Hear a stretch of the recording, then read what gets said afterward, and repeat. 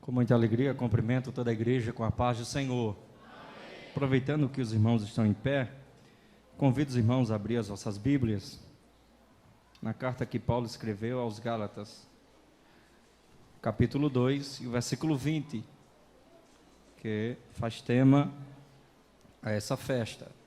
Enquanto os irmãos localizam, eu quero externar minha alegria ao Senhor por essa oportunidade que Ele tem nos dado de estar na sua casa, conhecendo mais uma parte do povo que vai morar no céu, e feliz por tudo quanto Deus tem realizado em nossa vida. Quero louvar a Deus pela vida do pastor, pelo convite, pela oportunidade que tem nos dado, que Deus continue abençoando sua vida e ministério, parabenizar ao departamento aniversariante pelo seu 2º ano, que Deus continue vos dando graça, essa força e essa coragem para continuar louvando o nome santo do Senhor Jesus. Louvo a Deus pela vida de minha esposa, minha companheira, que Deus tem nos dado como bênção para a nossa vida.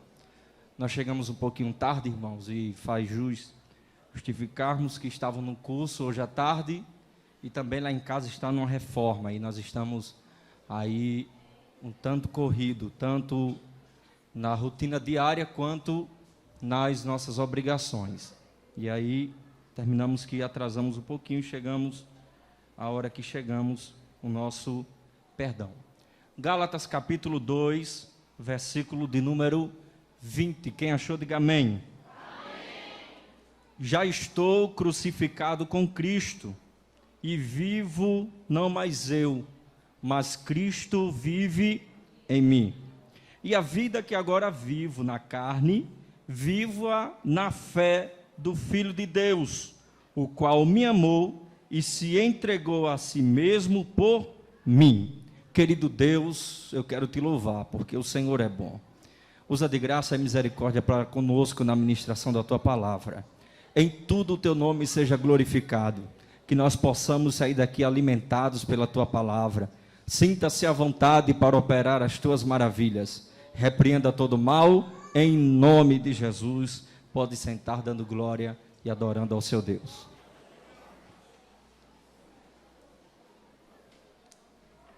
Orem pelo pregador, irmão, dessa noite, que a gente tem passado uma semana muito complicada.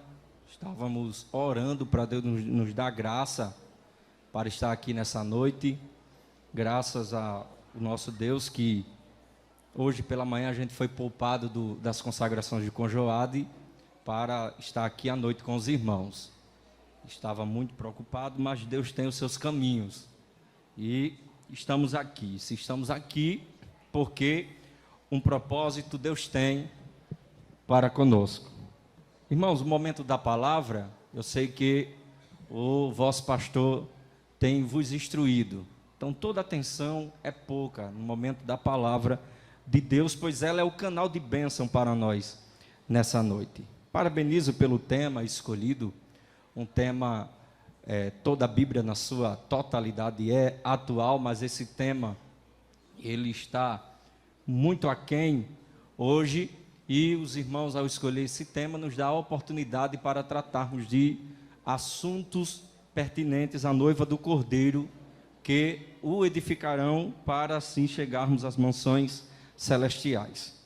A carta que Paulo vai escrever aos irmãos aos Gálatas, ela está na 48ª posição da Bíblia Sagrada, contando de Gênesis a Apocalipse. É uma carta pequena, tem apenas 6 capítulos, 149 versículos, aonde nesses capítulos e versículos, Paulo ele vem tratar assuntos à igreja, e ele vai escrever essa carta e vai direcionar aos irmãos que estão na Galácia. Galácia era uma região ocupada por diversas cidades, inclusive igrejas, onde Paulo mesmo edificou essas igrejas, abriu essas igrejas, e Paulo vai escrever essa carta aos irmãos em Gálatas com o intuito de resolver alguns problemas que estavam havendo dentro da congregação, no meio do povo. Porque esta igreja era uma igreja composta por gentios. Os povos gauleus que ocupavam toda a Galácia faziam parte dessa igreja. E Paulo tinha deixado o evangelho que ele próprio recebeu de Cristo. Após a sua conversão, Paulo vai receber o evangelho do Senhor Jesus e vai pregar aos irmãos, aos Gálatas, vai instituir igreja. Mas o que é que está acontecendo aqui para nós entendermos o contexto aqui da identidade, para nós entendermos a urgência e emergência de Paulo para tratar desse assunto e os irmãos escolherem esse tema da identidade. Acontece isso, uma perca de identidade. Nesses 6 capítulos, Paulo ele vai dividir esta carta em 4. A primeira vai do capítulo 1 ao capítulo 2, onde Paulo vai tratar da origem divina do evangelho. A segunda parte vai do capítulo 3 ao capítulo 4, onde Paulo vai falar que o evangelho faz-nos filhos de Deus. É através da pregação do verdadeiro e a aceitação do verdadeiro evangelho que nos tornamos filhos de Deus. A terceira parte ela vai no capítulo 5, onde Paulo vai tratar acerca que depois que nós recebemos esse evangelho, depois que nós aceitamos esse evangelho, depois que nós nos tornamos participantes desse evangelho, agora é nos dado uma liberdade em Cristo. E a quarta parte é o capítulo 6, onde Paulo vai fazer a conclusão e vai falar alguns assuntos acerca da vida cristã e do caminho para o céu. Paulo escreve essa carta por um problema que estava se levantando no meio da igreja. Qual era esse problema? A difusão de outro evangelho. Os irmãos judeus estavam dizendo que para os gentios, quando eu falo gentio, eu estou dizendo que é todo aquele que não é de raça pura judaica, que não é judeu, que não tem um sangue judeu.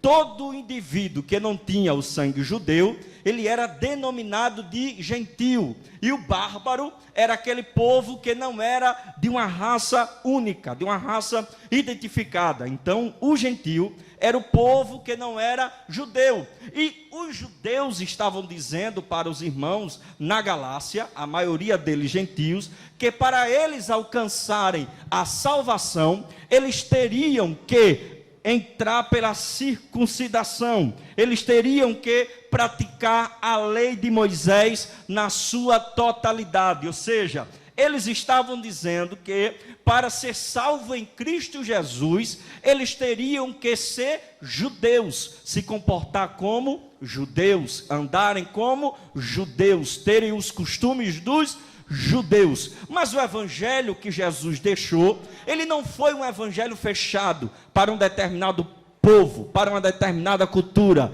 Ele veio para os seus, mas os seus não o receberam. Mas todos quantos receberam, terão direito de serem chamados filhos de Deus. Mas os judeus estavam dizendo que para ser salvos, era preciso ser judeu, andar como judeu e ter a cultura judaica. E com isso começaram a difundir outro evangelho, diferente do que Cristo entregou para Paulo. Um evangelho pautado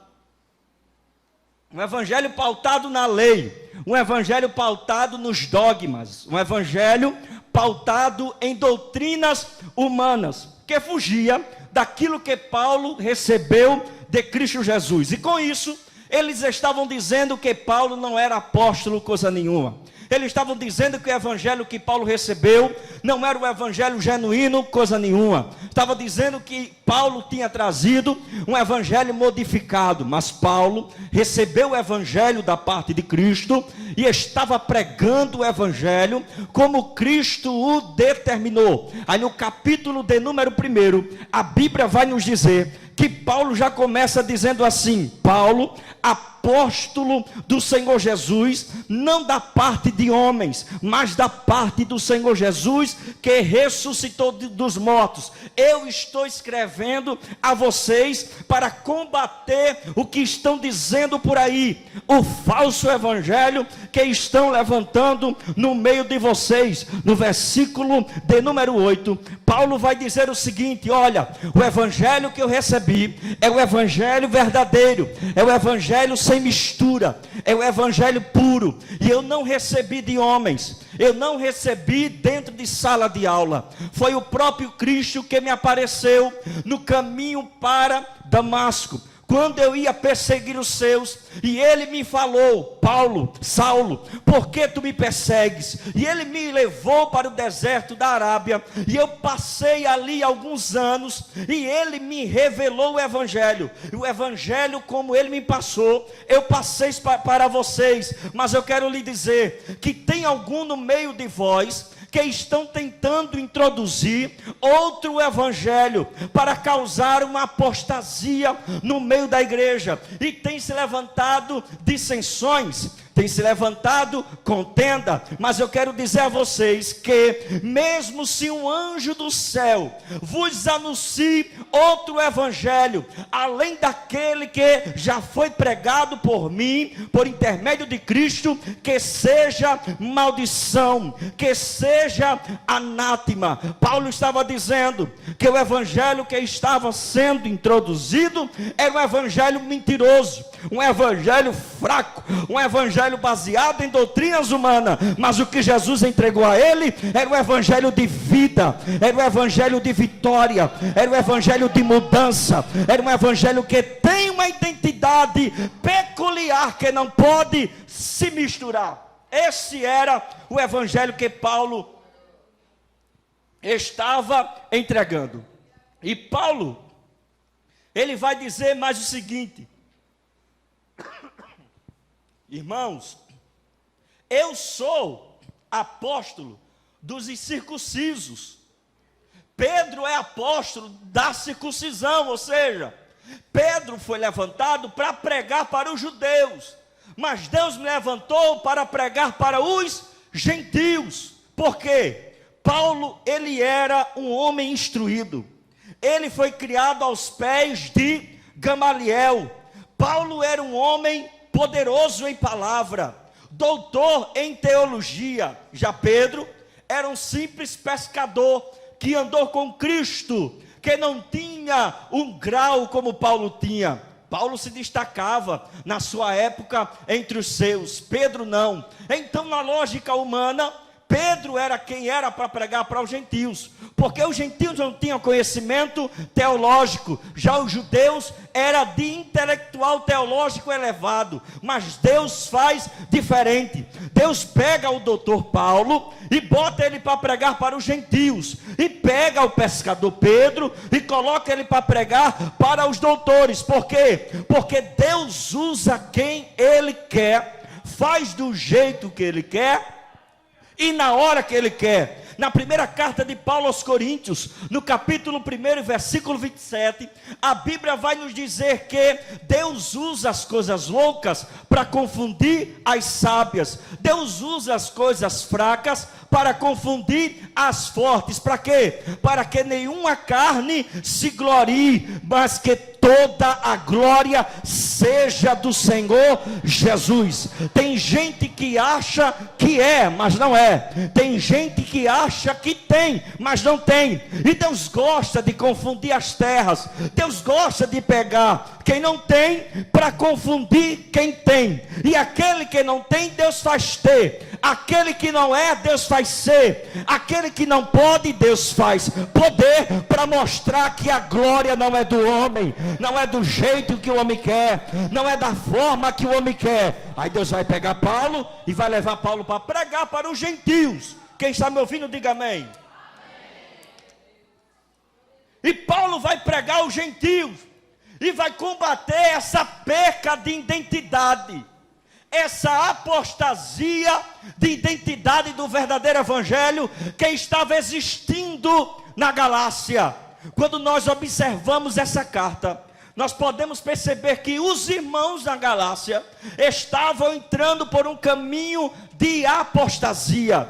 E se a gente observar direitinho, nós iremos encontrar dentro dessa carta 3 tipos de apostasia. A primeira apostasia é a apostasia pessoal. Quando se deixa o verdadeiro evangelho, quando se deixa a verdadeira pregação, quando se abandona o verdadeiro evangelho, a palavra de Deus, começa-se a entrar pela apostasia pessoal. E o que é apostasia pessoal? É o abandono do relacionamento que você tem pessoal com Deus. Quem pregava, deixa de pregar, não prega mais. Quem cantava, não canta mais. Quem adorava, não adora mais. Quem ora, não ora mais. Isso é o que? Apostasia pessoal. E nós estamos vivendo isso em pleno século 21. Tantos crentes na atualidade apostatando pessoalmente do seu legado, do seu chamado, da sua vida pessoal. Tantas pessoas, tantos jovens que pregavam que era uma bênção, cantavam que era uma bênção, adoravam que era uma bênção, e estão abandonando, dando ouvido a um falso evangelho que está se levantando no meio da igreja. E eu vim hoje como um simples pregador para gritar aqui nessa noite para a nossa geração que nós não iremos abandonar a nossa identidade. A igreja está perdendo a identidade.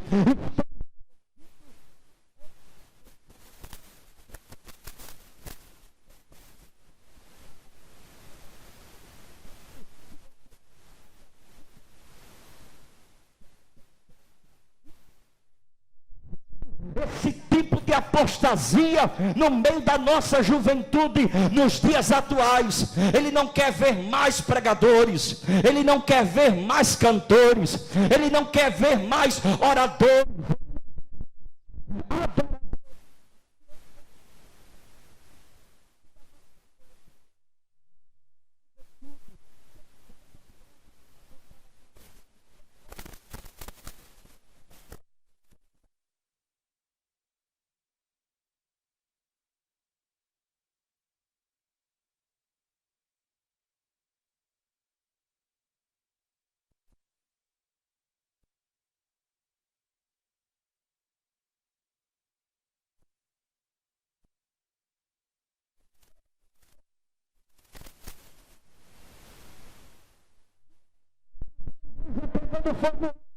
Mas é tanto mimimi dentro da casa do Senhor, é tanto jovem descompromissado, dando ouvido a Lucas Neto, Carlinho Maia, o Whindersson Nunes no YouTube. O que rege a igreja não é o YouTube, o que rege a igreja é a palavra, é o verdadeiro evangelho. E eu vim debaixo dessa graça para lhe dizer hoje à noite você vai resgatar a tua identidade. Eu estava preocupado, meu Deus, como é que eu vou pregar? A garganta travando, semana toda doente, de atestado, tomando remédio, mas Deus está enchendo meu pulmão para gritar que nessa noite é hora de resgatar a identidade. Você vai sentir a presença de novo, você vai adorar de novo, você vai navegar de novo. Levante a mão comigo, abra sua boca e dê glória, dê glória.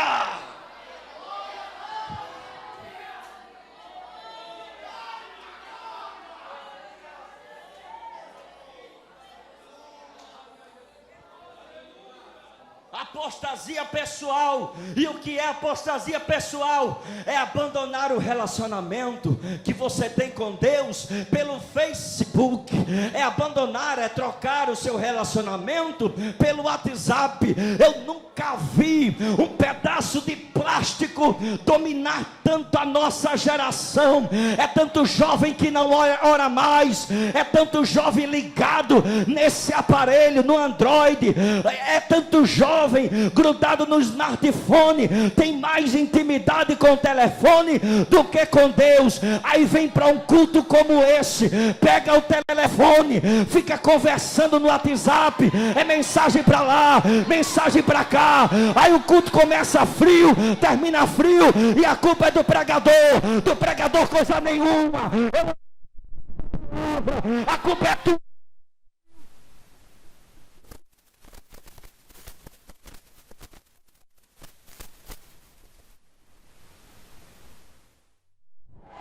Abra a boca aqui. Eu não vim para brincar de pregador. Eu vim dizer para você que hoje você resgata essa tua identidade que você perdeu. É hoje. É hoje. É hoje. O segundo tipo de apostasia que nós encontramos é a apostasia moral. A apostasia moral é o abandono da santidade, dos bons costumes e a aceitação do pecado de forma voluntária. Como é que eu apostato moralmente? Quando eu deixo os bons costumes regidos pelo Evangelho e começo a achar que o pecado é normal. É aquela história do tem nada não. Não tem nada a ver. Antigamente não podia, mas hoje pode, porque as coisas mudaram. E aí vai se formando uma geração sem alicerce, uma geração vulnerável, uma geração fraca, uma geração que não conhece de Bíblia porque não lê. Uma geração que louva o homem, porque não sabe nem o que está cantando. E hoje agora os louvores estão tudo de perna para o ar. Só se tem duas frases no hino inteiro. E um repete. E os cantores de hoje estão achando que o que traz poder de Deus é movimento humano. E eles se balançam. E eles jogam o cabelo, e eles caem no chão, e eles pulam, aí bota lá no status, o culto foi uma bênção. Quando olha, um bocado de gente se balançando e jogando o cabelo. O que traz presença de Deus não é movimento humano, o que traz presença de Deus é intimidade com o céu.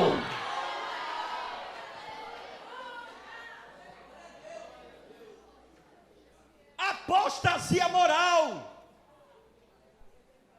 Deixa eu lhe dizer uma coisa. Quando Jesus morre na cruz do Calvário, o que é que acontece? O véu do templo se abre de alto a baixo. E todos nós sabemos que o véu abrir de alto a baixo significa que aquilo que fazia separação entre eu e o Santíssimo Lugar foi rasgado, e agora eu tenho acesso. E aquilo que só era adorado uma vez ao ano por um sacerdote, agora pode ser feito por mim todo momento. Muito bem, o véu do templo está aberto, mas as leis do Santíssimo Lugar ainda não mudaram. Para sentir a presença tem que andar em santidade. Para sentir a presença tem que ter ainda a campainha. Para sentir a presença tem que ter romã. Para sentir a presença tem que andar como crente, vestir como crente, falar como crente, se comportar como crente. O véu está aberto, mas só entra lá quem é santo. Não é casa de mãe Joana. Ele exige santificação. Santificação. Porque tem gente que quer passar pelo véu de qualquer jeito. Para passar pelo véu, primeiro tem que estar vestido como noiva.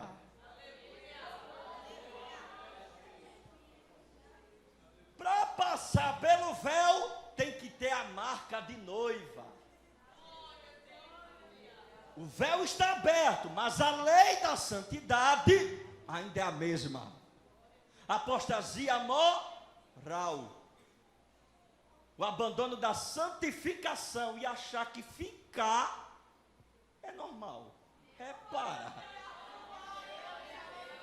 Achar que ter duas namoradas é normal.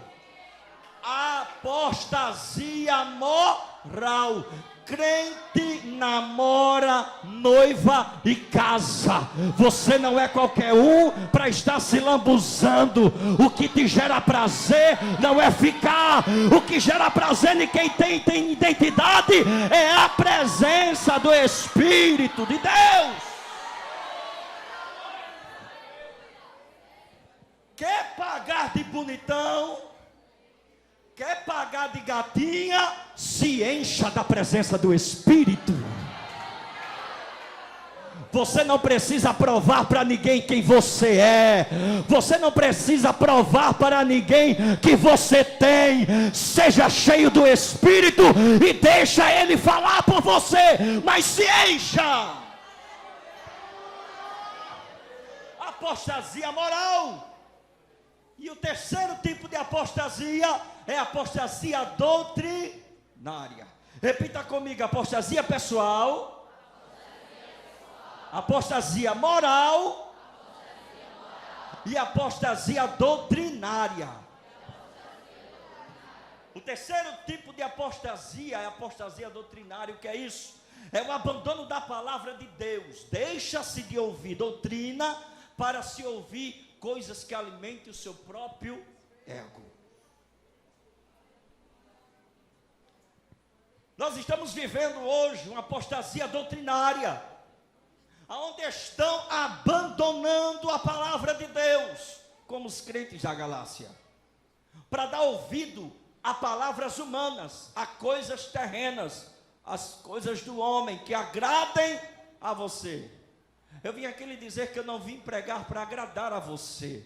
Eu vim aqui expor a palavra de Deus, porque foi essa missão que o Senhor me deu. Meu compromisso é com a palavra. Mas hoje em dia nós estamos vivendo uma apostasia doutrinária dentro da nossa igreja, que quando o pregador ou o pastor começa a pregar a palavra, e a palavra não amassageia o ego do A ou do B que está sentado no banco, ele começa a fazer cara feia. Às vezes pega a Bíblia e vai embora. Por quê? Porque não está gostando da palavra, não é do jeito que ele quis. O pregador não prega do jeito que ele gosta, o cantor não canta do jeito que ele gosta, o pastor não administra, não rege da forma que ele gosta. Aí ele faz cara feia, quer abandonar a doutrina, quer ir embora, quer deixar a igreja. De crente mimado Deus não gosta, de crente playboyzinho Deus não gosta. Ele gosta de crente que gosta da palavra, que mergulha na palavra. E a palavra me diz que pecado ainda é pecado, e o salário do pecado é a morte. Então, se você está em pecado, conserta o altar, santifica a vida, para Deus visitar a tua vida. Porque desmantelado do jeito que estás, a presença não desce, a presença não vem, a presença não te enche.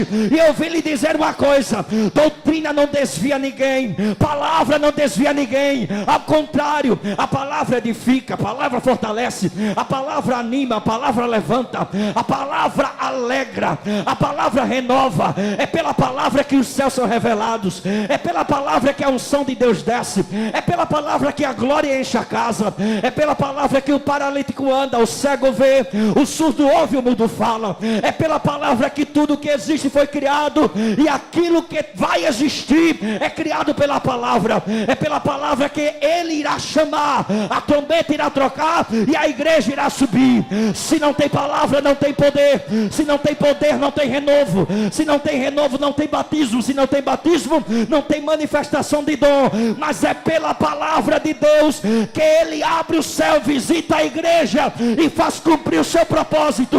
Então viva a palavra, navegue na palavra, esteja na palavra, porque é através da palavra que você vai encontrar o caminho do céu. Viva pela palavra de Deus. E essas apostasias, ela vem causar na igreja a perca da sua identidade. Vamos falar um pouquinho de identidade. A apostasia vem por intermédio do aumento da iniquidade dentro da igreja. Aumentou a iniquidade, a igreja começa a perder a identidade de igreja. Começam as disputas internas, as brigas por posições, as brigas por cadeiras, as brigas por cargo. Isso é porque o aumento da iniquidade está afetando a igreja do Senhor. Mas como é que a gente vai manter a nossa identidade? Ou resgatar, se outrora já fora perdida? Daniel capítulo 3, versículo 16, a Bíblia vai nos dizer o seguinte: é o maior exemplo de identidade na Bíblia Sagrada. A Bíblia vai dizer que 3 jovens é levado para a Babilônia. A Babilônia não era a terra natal deles. Eles estavam longe da sua casa. E eles são depositados na Babilônia. A música de lá era diferente. Quem me ouve, diga amém. Amém. Termino já.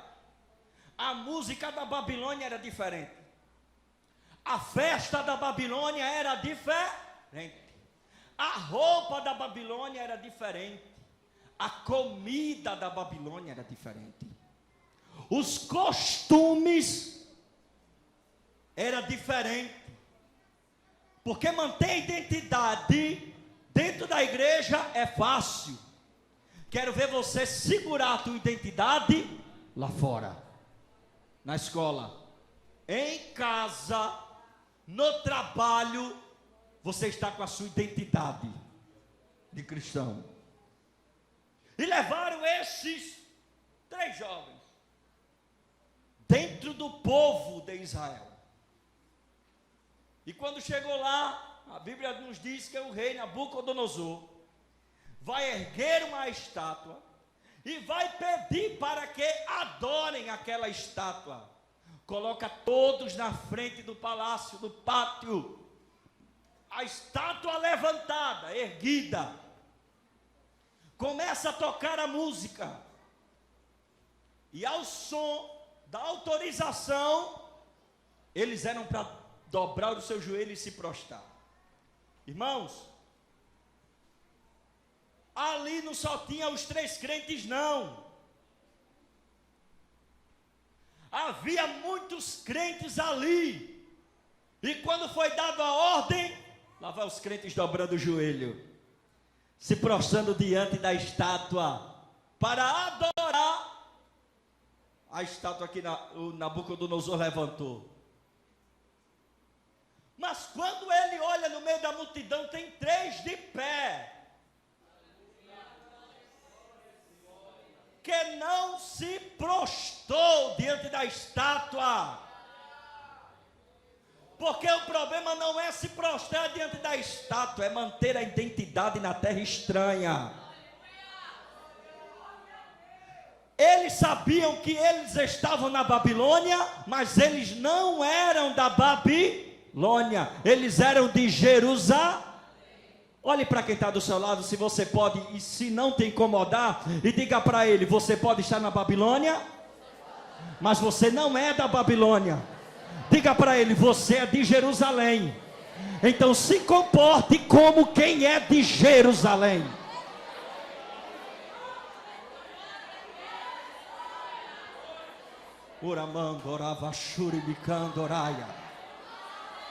Só quem é de Jerusalém.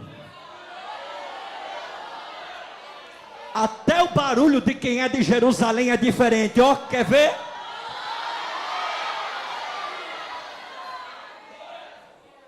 A música da Babilônia pode até ser boa, mas eu não posso cantar e nem ouvir, porque eu sou de Jerusalém. Cuidado na tua playlist.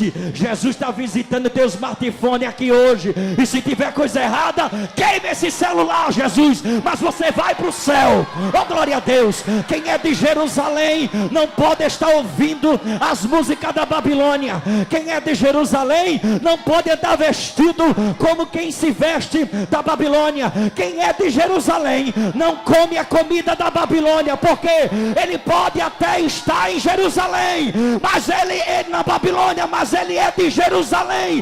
A identidade dele é diferente, e quando ele chega na Babilônia, os babilônicos têm que respeitar, porque quem é de Jerusalém é diferente.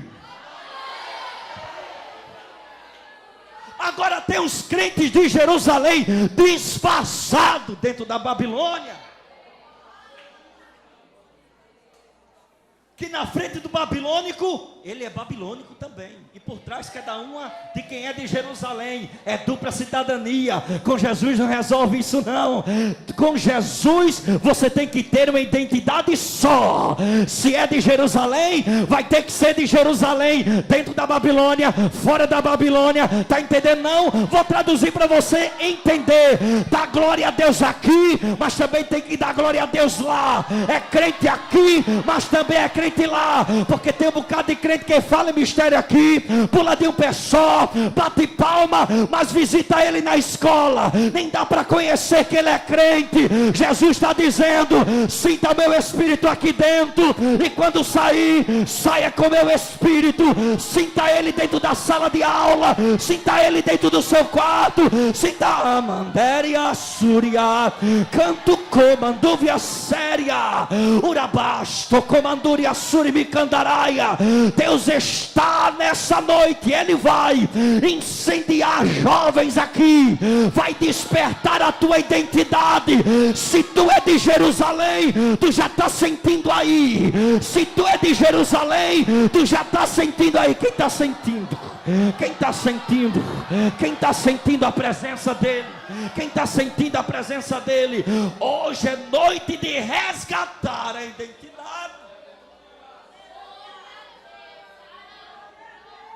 Não dá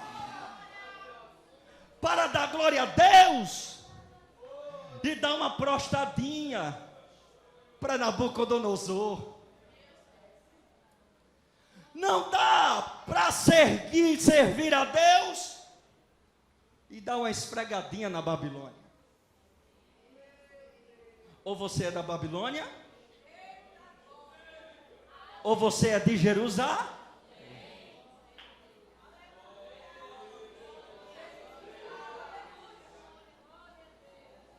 Ou você é da Babilônia, ou você é de Jerusalém. Capítulo 3, versículo 16, e eu já encerro. A Bíblia vai dizer o seguinte: que quando toca a buzina, quem é de Jerusalém fica de pé, porque o ambiente que ele está não o influencia, ele é quem influencia o ambiente. O ambiente que ele está não o influencia, ele é quem influencia o ambiente, porque Jerusalém está dentro dele. Ele não só está vestido de Jerusalém, ele é de Jerusalém. Jerusalém fica de pé. Tinha gente de Jerusalém lá? Tinha, mas dobraram os joelhos. E o rei diz: aquece a fornalha, vamos jogar eles no fogo, porque quem é de Jerusalém às vezes vai ter que colocar a sua fé em prova. Mas olha a convicção de quem é de Jerusalém.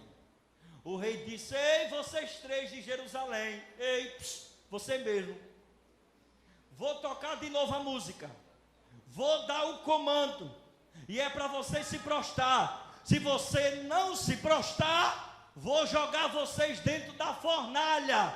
Aí quem é de Jerusalém, quem tem identidade, ele enche o peito e diz: vai jogar o nosso Deus, o Deus de Jerusalém, pode nos livrar dessa fornalha. Escuta, mas ele ainda tem mais convicção: e se ele não me livrar dessa fornalha, eu morro dentro dela, mas eu sou de Jerusalém e não vou me misturar com Babilônia. Convido a igreja a estar de pé.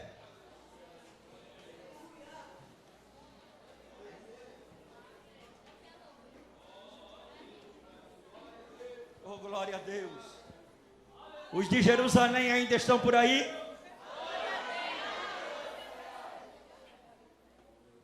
Se ele me livrar, ele é Deus de Jerusalém. Mas se ele não me livrar, eu não me misturo com Babilônia, porque eu sou de Jerusalém. Essa é a tua identidade. Tu és cidadão do céu, rapaz. Tu não é qualquer coisa, moça. Moço, tu não é qualquer coisa. Tu é de Jerusalém. Diga assim, eu sou. Tá fraco. Diga, eu sou.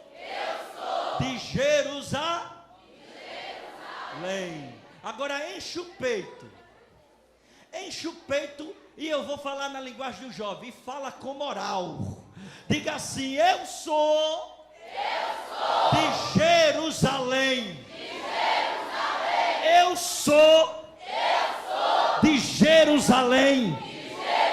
Diga, minha identidade é de Jerusalém.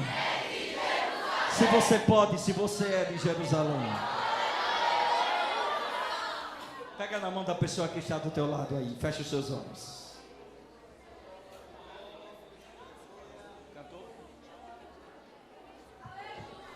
O cantor vai louvar um hino. Mas pega na mão do teu irmão. Fecha os teus olhos.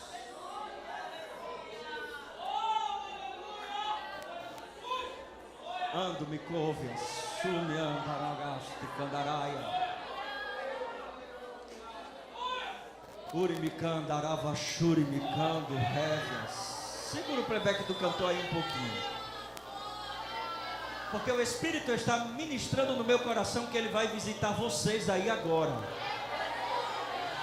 Não espere aqui que eu faça alguma coisa, alguma estripulia para você. Não. Quem opera aqui é o Espírito Santo. Helenil dos Santos é apenas um canal para o Espírito Santo de Deus trabalhar. E ele está dizendo que vai visitar identidades aqui hoje. Só quem é de Jerusalém receba a presença do Espírito, que vai passear agora no nosso meio e vai começar a ministrar na vida de jovem. Eu não acredito que nesses 2-3 minutos que nós vamos adorar, você vai ficar com conversa fiada com quem está do seu lado. Eu não acredito que nesse pouquinho de tempo você vai ficar olhando para mim, vai ficar olhando para quem está do teu lado. O comportamento de quem é de Jerusalém, ele é diferente. Ele fecha os olhos, adora, sente a presença, porque quem é de Jerusalém é diferente. Deixa eu lhe dizer uma coisa, de olhos fechados. A Babilônia tem tentado te influenciar. A Babilônia tem tentado te destruir. Mas Deus está confirmando no teu coração. Ele não vai perder a tua alma, porque você é de Jerusalém.